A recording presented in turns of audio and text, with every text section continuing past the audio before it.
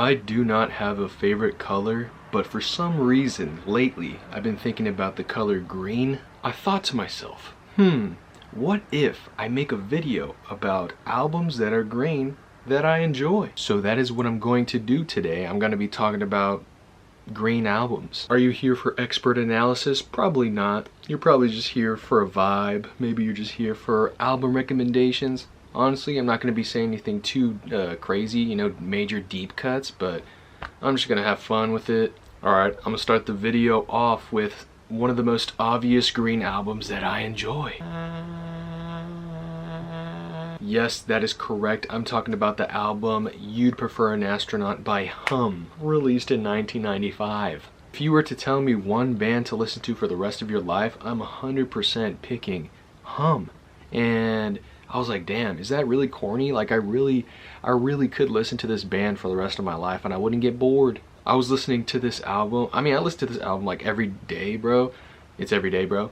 Nah, but Little Dipper, to me, that's the first song off the album. Little Dipper is becoming like my favorite Hum song of all time. Yes, it's like this shoegazy ass song, heavy distortion, waves of sound and everything, but the lyrics to me is what pierces through the most. It gets to me, it gets to my heart, and I'm just like, dude, this shit is so fucking peak. That's enough of Hum though. I feel like I could talk about Hum forever, but you already know I was gonna say this album, so yeah, You'd Prefer an Astronaut. Alright, next album, green album on my list is Minecraft Volume Alpha. Another one of those albums where I don't have to say like literally a word. I could just say the whole entire album name and then boom, done.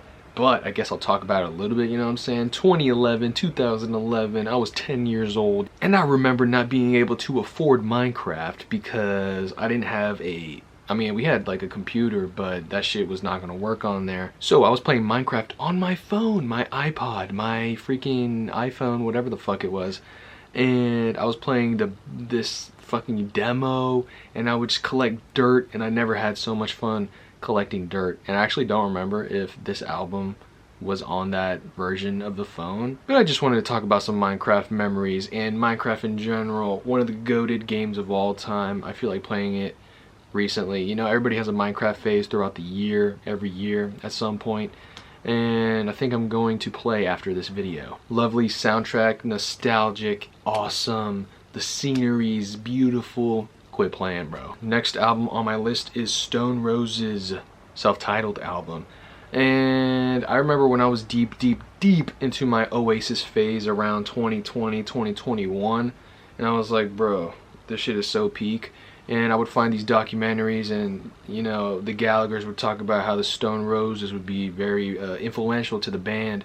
And then I would start listening to the Stone Roses, and I was like, god damn, what a band. And I would listen to this specific album. I have a memory as well when I first started to hang out with my lovely girlfriend Alexa, aka Polka Dot Pigeon. I Want to Be Adored was always in rotation.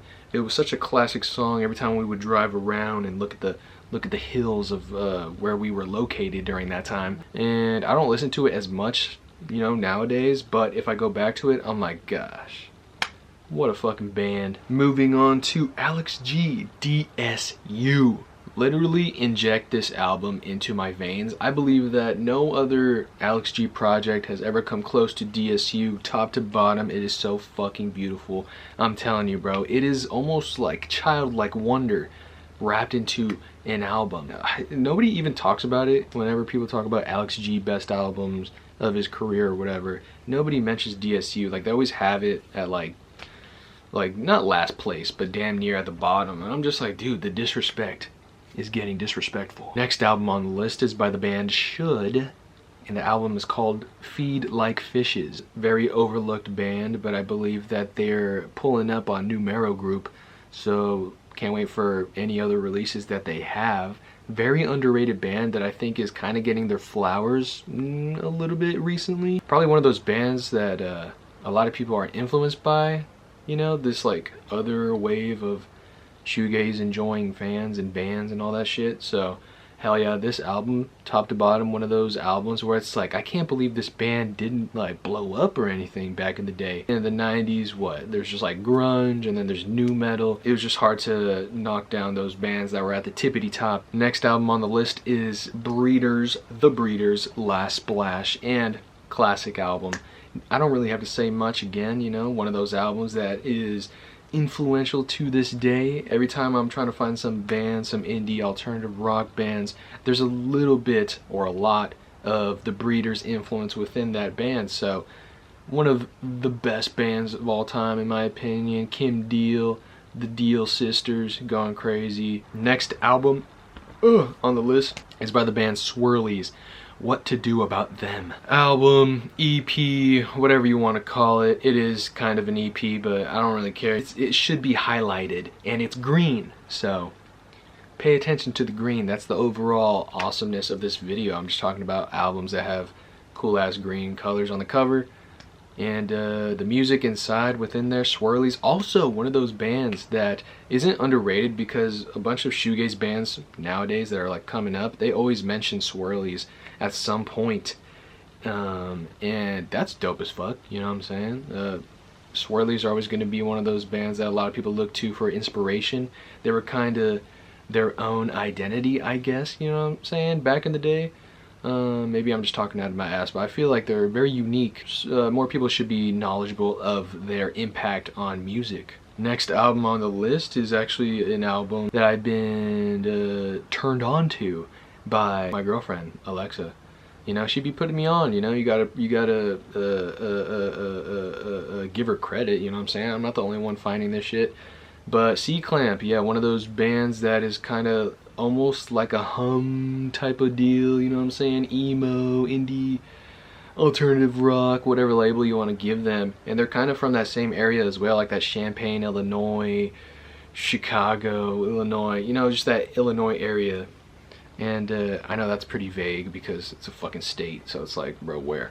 Anyways, they're from about there, around there, and they're one of those bands, like, if you listen to it, bro, they will paint a picture for you, and you don't have to overthink it. It's right there, and it's like, whoa.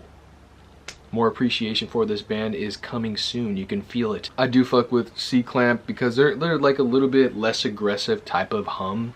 Not that they're kind of like Hum, but I do see the resemblance or some shit, you know what I'm saying? Because when you listen to it, it has like those twinkling little effects from the guitar riffs and everything, and Hum has a bunch of that shit scattered into the distortion. And C-Clamp, so good, so good. Next album up, You're Living All Over Me by Dinosaur Jr. Legendary band. And one of those bands that took me a while to get into. I don't really know what it was. Honestly, it was probably like the voice. You either love it or you hate it, or you'll learn to love it, I guess. So you'll love it or you hate it. Instrumentation goes crazy, but I would not get behind the voice of it all. But as time has, you know, gone on and more, I feel like it's very distinct and recognizable, and it's fun and it's different. And when you're listening to Dinosaur Jr., you know exactly who the fuck you're listening to. Alright, next album on my list is Necrophones by Lungfish. And I talked about this album and this band a while back, and they're literally like OG emo, bro. Like 80s. Like damn near like probably like the oldest emo band in existence or some shit. They have a bunch of cool ass riffs in there, you know? It's like twinkling little pieces of music that tickles your ears and your fancy. No, I'm playing. They kind of provide that type of green sound, if that makes sense. Like, I think of trees when I'm listening to them. I think of nature in general. And hell yeah, if a band can make me picture a fucking forest, that's cool as fuck. Next album on the list is The Last Thing You Forget by Titled Fight. And it's kind of green, you know what I'm saying? It's kind of green. It's a shade of green. And I know this isn't like an album. It's dead ass like a bunch of EPs fucking mixed together and then ended up being like a compilation. So whatever, it's an album to me. It's a lot more like pop punk, energetic oriented, but stuff like Western haikus, a little bit singing action going on in there. It's just fun overall. Fun ass band. It's Title Fight, you know, and one of my favorite Title Fight pieces of music, you know. If you don't want to call it an album, it's piece of music. So next album on the list is Betty by Helmet, and goddamn bro, the more I listen to this freaking album, I believe it is their best album. This is Helmet's best album. I'm putting my foot down. It literally is. I don't care. From the riffs, from the vocal effects, from the lyrics, it is too cool. It is way too cool, and it is badass. It's Helmet at the end of the day, you know what I'm saying? Like, you know what I'm saying? In the meantime, all that shit, yeah, you love that, you love that. It's very in your face, abrasive, yeah it is. But Betty is cool as fuck, you know? It's kind of like this period where it's like they're kind of calming down, but they're still in your face, you know? They're like, you know what, fuck you, man. But if you want to listen to us, I really appreciate it if you do listen to us. So yeah, that's pretty much what Betty is. And Helmet, one of my all-time favorite bands, and I feel like a lot of people feel the same way, you know? Very influential to a bunch of fucking new metal bands of today if they don't realize it. Next album on my list is Manning Fireworks by MJ Lenderman. And I was thinking to myself, I've said that a bunch of times in this video, I was thinking to myself, I was like, bro, this album released in the 2020s, right? And I wouldn't be surprised if this is in my top 10 favorite albums of the 2020s of this decade. Like if it was on that list, I would not be surprised whatsoever, because this album is fantastic, bro. It's got some Pavement action in there. It's got some country twang in there. It's got some fucking cool ass fucking riffs in there, bro. Sebadoh type of vibe. And yeah, bro, I could talk about this album forever. This shit goes crazy. Manning Fireworks, are you shitting me? Top to bottom, I don't think it's a perfect album, but top to bottom, I could listen to that whole entire fucking track list and I would not get bored, would not skip a song. In my opinion, no skips. No skips, bro. I don't care. No skips. His singing voice is so fucking badass. It makes me feel like, god damn, I wish I had a voice like that. And it's not on some like Chris Cornell type shit, bro. It's really on some effortlessly cool with it. And I'm just like, I don't got that, bro. I don't got that. You got that. So you keep singing your tunes, man, because that shit goes fucking crazy. Next album on the list is The Fool by Blade. And Ice Dancer, to me, that album was always my go-to, always my soft spot for Blade. And it's iconic, you know what I'm saying? You got Be Nice to Me, you got Jaws on there, you got Mall Whore, you got a bunch of fucking bangers. That was always my go-to, but I was listening to this album more and more and more and more, and I'm like, god damn, Blade is a genius. And I didn't realize, because I'm not like fully ingrained into the Blade community, but I've heard that a lot of people think that this is one of his weakest albums, and I'm just like, whoa, whoa, whoa, whoa, whoa. This album is goddamn genius, bro. It is genius. It is top tier action. And the beats go crazy. Baby goes crazy. BB. Dude, the lyricism that Blade has, like, you think he's like fooling around and being, you know, having fun with the beats and everything, but really if you dissect the lyrics, it's like, god damn, this dude's a fucking poet, bro. This dude is a poet. Next album on my list is by the band Sway, The Milia Pink and Green. I believe that's how you pronounce it. Another one of those excuses by me. It's honestly more of an EP than an album, but I had to include it because I thought it was very ethereal, you know what I'm saying? It is shoegaze. It's got that fucking lost in space type sound. Like, you just like plopped me down into this fucking void of noise and then colors. You know what I'm saying? That's all I feel when I'm listening to this band in this album. EP, excuse me. But it is an EP. I don't know why I did that. Next album on the list is by Starflyer 59, The Fashion Focus. And this is an album that I remember my beautiful Alexa, aka Polka Dot Pigeon, playing when we first started hanging out. You know, those first sessions of hanging out, just driving around inner city. This album, I think of Alexa whenever I look at the album cover and when I listen to the album. Next album on the list is by the band Type O Negative, baby. Haha, Type O Negative. It is not this '03 album, to be honest, but you could pick any album you want because green is pretty much their aesthetic, you know what I'm saying? So I'm gonna go with October Rust. For me personally, I really like that album because I know exactly where I was when I was listening to it from top to bottom. And that was probably like fall 2023. And I was going to the Goodwill bins trying to find some cool old band t-shirts and stuff of that nature.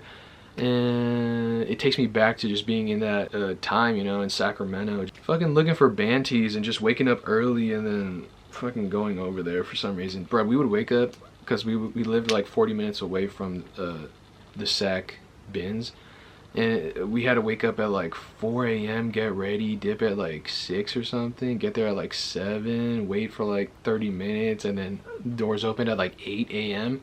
Holy crap, that's hilarious. October Rust. It's almost October. I can't believe it. Oh. Next album on the list is the second to last album on the list. It's by the band Guther, some shit like that. I believe it's German.